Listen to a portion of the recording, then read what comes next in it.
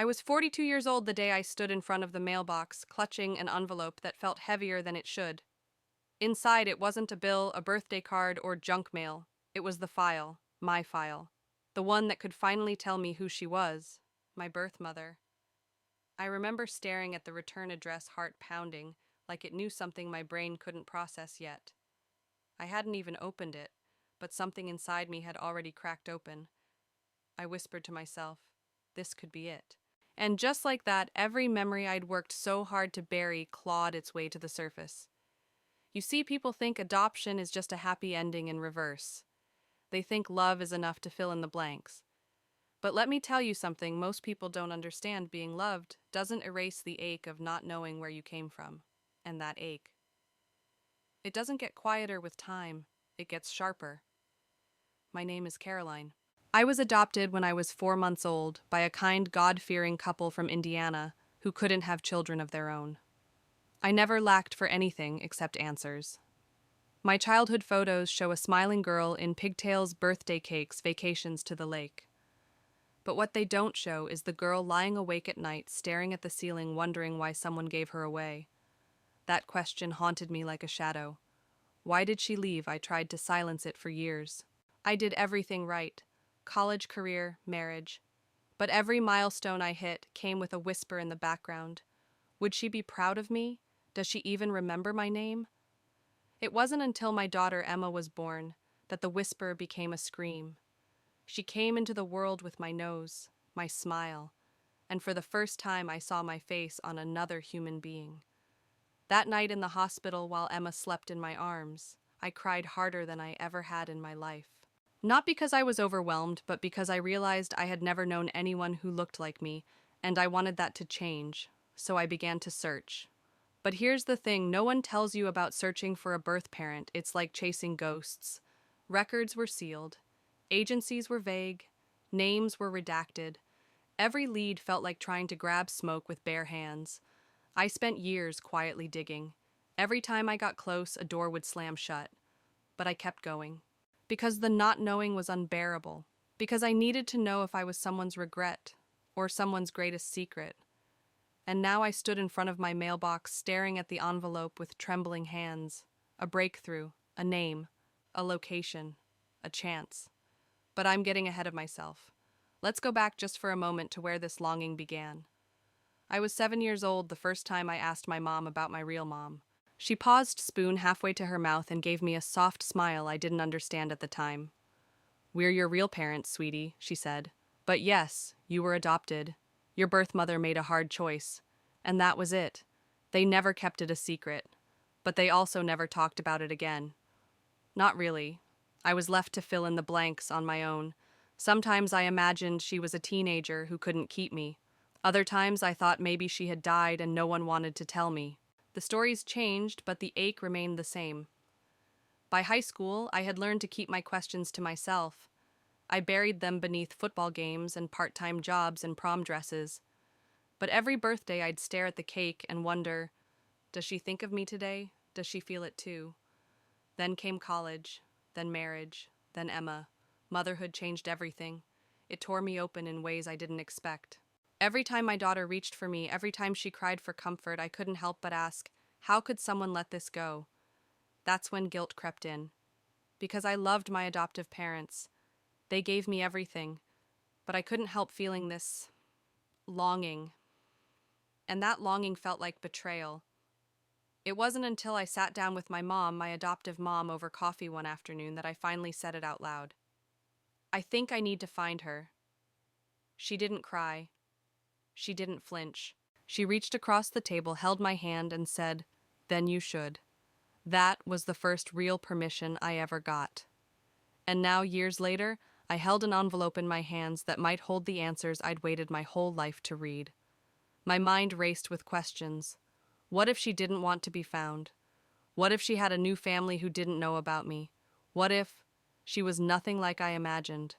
But none of that mattered, because even if this journey broke my heart, it would be my choice. My story, and I was finally ready to live it. The first time I typed "how to find your birth mother" into the search bar, I felt foolish, like I was looking for something impossible, like I was asking the internet to hand me a miracle. But I hit enter anyway because at that point I had to try something. At first, the search felt exciting, like a mystery I was meant to solve. I spent late nights on my laptop sipping cold coffee and combing through adoption forums, genealogy websites, and message boards, filled with stories that sounded a little like mine, but not quite. I wasn't alone, but I felt lonely in the process. Everyone else seemed to be finding closure while I was still swimming in dead ends. I started with the adoption agency that handled my case. They were polite but firm. The records were sealed under Indiana law. You can file a request for non-identifying information, the woman on the phone told me, but we can't release names. Non-identifying information. That phrase made me laugh bitterly. How do you find someone when you're not even allowed to know who they are? Still, I filled out the form. I wrote the check. I waited. What came back was a single page of vague details. My birth mother was 22. She had brown hair. She worked as a secretary. She was unmarried. That was it. That was supposed to be enough to fill the void. It wasn't, but it was something. A thread to pull. I threw myself into research. I joined online groups for adult adoptees. I learned about Search Angels volunteers who help reunite families. I signed up for DNA tests and uploaded my results to every database that would take them. I studied the small clues in that one-page summary like it was a sacred text. 22 years old, secretary, brown hair, Indianapolis. It wasn't much, but it became my map. Weeks turned into months. I'd find a promising name tracker through old directories only to hit a wall when I realized she'd married or moved or vanished entirely. I'd call courthouses, libraries, hospitals, anywhere that might hold a whisper of a lead. Sometimes I felt like a detective, other times like a trespasser in someone else's life. And all the while, life went on. Emma was growing fast. One afternoon, while helping her with a school project about family trees, she asked me, "Mom, who was your mom's mom?" I paused, caught off guard, and replied, "Well, I'm not really sure." Her innocent confusion stung more than I expected. This wasn't just about me anymore. It was about her too, about giving her the roots I never had, about answering the questions I didn't want her to inherit. Some nights I'd sit on the porch with my husband Mark and talk through it all. He was supportive, always had been, but I could tell he didn't fully understand. How could he? He grew up with Sunday dinners at Grandma's house, family photos stretching back generations, stories passed down like heirlooms. He had a place in the world. I was still trying to find mine. The worst part wasn't the failed leads or the radio silence from agencies. It was the quiet moments in between the gaps where doubt crept in. What if she didn't want to be found? What if she was gone? What if she regretted me so much she never looked back? Those questions haunted me. They made me hesitate every time I got close to a name. But then there were the sparks moments when something shifted and I thought, maybe this is it. Like the night I found a birth announcement from 1979 that matched my birthday. Or the woman in a genealogy group who thought her cousin had given up a baby around the same time. Or the librarian who slipped me a copy of an old city directory off the record. Each clue pulled me deeper in. And each dead end taught me something about persistence. What kept me going? Honestly, I don't know. Maybe it was stubbornness. Maybe it was hope. Maybe I just couldn't accept that this chapter of my life would stay blank forever. One night after another disappointing lead had fizzled out, I found myself crying on the laundry room floor. I didn't want Emma to see me unravel. But in that moment, I felt like a child again, lost small aching for someone I didn't know. I prayed not for a miracle, but for strength, to keep looking, to keep hoping. And then, something changed. A week later, I got a message from one of the DNA websites. "You have a new close match," I clicked. A woman named Rachel, estimated to be a first cousin. My hands started to shake. I messaged her right away. That night I didn't sleep. I watched the clock heart pounding, waiting for a response. When it finally came, it was one line, "I think we may be related. Let's talk." It wasn't a name. It wasn't an address. But it was a crack of light through the door, the closest I'd ever been to something real. The journey had begun with a question. Now I had a path. When Rachel responded to my message, it felt like the air in the room shifted. I think we may be related. Let's talk. Just 7 words, but they pulsed on the screen like a heartbeat. I stared at the message for a long time. My fingers hovered over the keyboard. What do you even say to a possible blood relative you've never met? Should I be formal, friendly, desperate? I settled on simple. Hi, Rachel. Thank you for responding. I'm trying to learn more about my birth family. I was adopted in Indiana in 1979. I think you might be a piece of my puzzle. A minute passed, then another. I sat frozen, afraid to blink in case she replied. And she did. Oh my gosh. That would have been around the time my Aunt Linda gave up a baby. She didn't talk about it much, but I remember my mom whispering something about it years ago. Aunt Linda. That name hit me like a freight train. I didn't know her, but I knew. Deep down, I knew that was her. My birth mother. I asked Rachel if Linda was still alive. She was, living just 2 states away. Quiet, private, and according to Rachel, not the type to be on social media. I asked if she would feel comfortable reaching out on my behalf. Rachel hesitated. I'll try, she said, but I don't know how she'll react. This is a lot. And it was. For her. For me. For a woman who'd buried a secret over 4 decades ago. The next 48 hours were torture. I checked my inbox every few minutes. My phone was practically glued to my palm. Every buzz made my heart leap. And then late on a Tuesday night it came. A message from Rachel. She wants to talk to you. I let out a breath I didn't realize I was holding.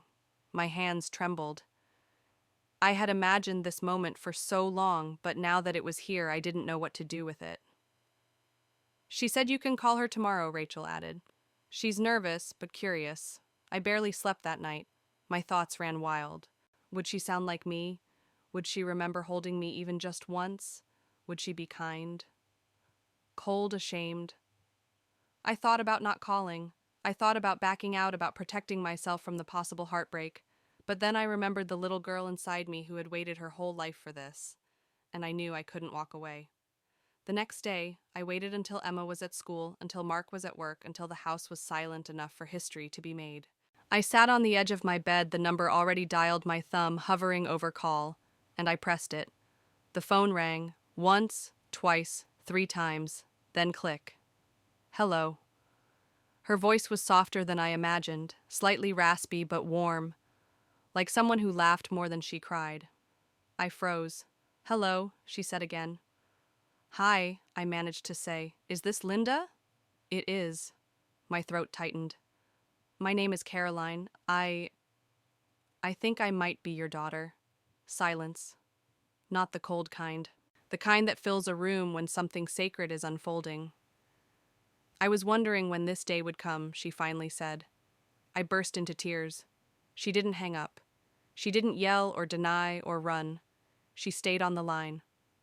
Let me cry. Let herself cry too. I'm sorry, she whispered. I'm so sorry. We talked for hours that day. She told me about being 22 and alone working a receptionist job, terrified of raising a child with no support. Her parents were strict. Her boyfriend had vanished. Her options were few. Adoption wasn't a decision she made easily. It broke her. But she thought it was the only way to give me a chance. I never stopped thinking about you, she said. Every birthday, every holiday. I wondered where you were, if you were safe, if you were happy. I told her about my parents, how good they were to me, how I had a daughter now, how I didn't want anything from her, just the truth. I don't know what this means for us, I said honestly, but I want to know you. I want to know you, too. And just like that, the distance of 43 years began to shrink. After we hung up, I sat in silence, clutching the phone like it might vanish if I let go. I looked around my room, the light streaming in through the blinds, the hum of the dishwasher downstairs. Everything looked the same. But I had changed. For the first time in my life, I wasn't just someone's daughter. I was her daughter. The search was no longer about possibility. Now it was about connection. It was early spring when I first saw her. She stepped out onto the front porch of a small weathered house just outside of Louisville, Kentucky. The porch creaked beneath her feet. Her hands clutched a mug of coffee, but I noticed they trembled.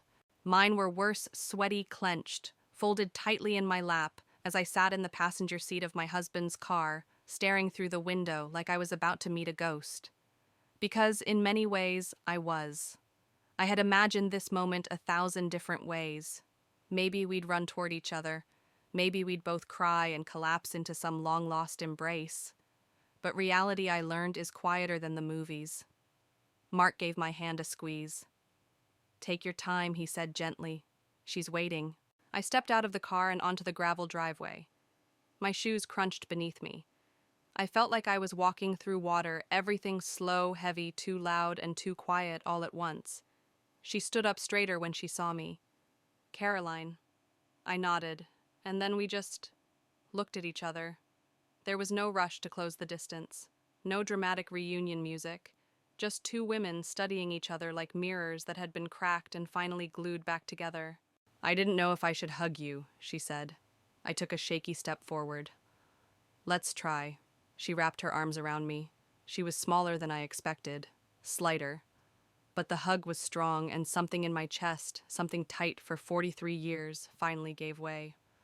We held on longer than strangers usually do. Inside her home, everything smelled like cinnamon and something old like cedar or worn books. It was modest, cozy, lived in. There were photos on the mantel, nieces, nephews, a dog she'd lost the year before. None of me, of course. But it didn't sting the way I thought it would. This wasn't the life she shared with me, until now. She made tea. Her hands still shook as she poured, and I realized she was just as scared as I was. We sat at her kitchen table, the kind with mismatched chairs and a bowl of lemons in the center. She looked at me like she was trying to memorize every line of my face. "I always wondered if you had my nose," she said with a laugh that caught in her throat. "I think I have your chin," I replied. That broke the tension. We both laughed. It wasn't graceful. It was the kind of laugh you have when the floodgates open and there's nothing left to hold back. She told me about her 20s, about falling in love with a man who didn't stay, about working long hours, hiding a pregnancy, and finally making the impossible choice. She was alone when she gave birth. No family, no friends, just a nurse who held her hand and a social worker who took me away hours later. "I watched them put you in that blanket," she said, voice cracking. I told myself not to cry, but I sobbed for 3 days. I couldn't speak. I just reached across the table and held her hand. "I never had other children," she said. "I was too scared. I thought I didn't deserve to be someone's mother." I wanted to argue, tell her she was wrong, but I knew those words would mean little now. What she needed wasn't correction, it was presence. "I'm here now," I said. She smiled through her tears. "And I'm so grateful you are." We spent the whole day talking, sharing stories, timelines, the strange coincidences of our lives. We both loved old movies and mint chocolate chip ice cream. We both had terrible handwriting and a weird habit of tapping our thumbs when we were nervous. At one point, she brought out a shoebox from her closet. Inside were a few folded baby clothes, a tiny hospital bracelet, and a faded Polaroid of a nurse holding a bundled infant me. She'd kept it all these years. "I didn't have much," she said, "but I couldn't let go of this. That shoebox broke me." I excused myself, went to the bathroom, and cried into a towel. Not because I was sad, but because the story I'd told myself for so long that I had been forgotten wasn't true. She had remembered me, every day. When I came out, she didn't say anything. She just hugged me again. That night, I didn't want to leave, but I had Emma waiting at home, and Mark had already promised to take her to soccer practice. We made plans to meet again in 2 weeks. As I walked out, she called after me. "Caroline?" I turned. "I know I don't have the right to ask this, but would it be okay if I called you my daughter?" It caught me off guard, not because I didn't want it, but because I realized how badly I did. I smiled. "Yes, I'd like that very much." 2 weeks later, she came to my home. I'd spent the entire day before cleaning as if I were hosting royalty.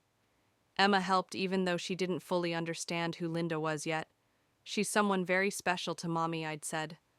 That was all I could manage without my voice cracking. When Linda pulled into the driveway, I was waiting at the door. She stepped out slowly, holding a bouquet of wildflowers, messy, colorful, beautiful. For you, she said. I thought you might like something that doesn't come with sharp edges. That one sentence stayed with me. That afternoon, we sat on my back porch sipping lemonade while Emma played in the yard with the dog. Mark grilled steaks, and for a moment everything felt impossibly normal. Linda watched Emma run through the grass and said almost to herself, "She looks just like you did." I glanced at her, unsure how to respond. That sentence alone bridged generations. It held pain, wonder, and joy, and beneath it a quiet wish that she hadn't missed so much. We began to ease into something new. It wasn't instant. It wasn't perfect, but it was real. She started coming by once a month. At first, just for coffee and conversation, then for birthdays, then holidays. I introduced her to my friends not as my birth mother, but simply Linda.